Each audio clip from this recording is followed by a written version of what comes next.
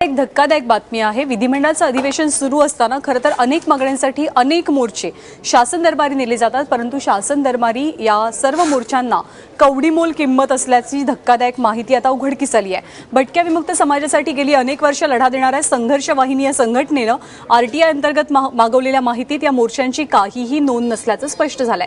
2012 ते 17 या काळात संघटनेनं 2012 ते 2016 या काळामध्ये संघटनेनं 7 मोर्चे काढले। त्या सर्व मोर्चांचं कोणत्याही स्वरूपातलं निवेदन शासन दरबारी नाही, त्यामुळे त्याचं पुढे काय झालं याची माहिती उपलब्ध नाहीये। गेल्या काही वर्षात डिजिटल व्यवहारांवरती जोर देणाऱ्या सरकारकडे या निवेदनांची ऑनलाईन प्रत सुद्धा उपलब्ध होऊ शकली नाही, हे विशेष।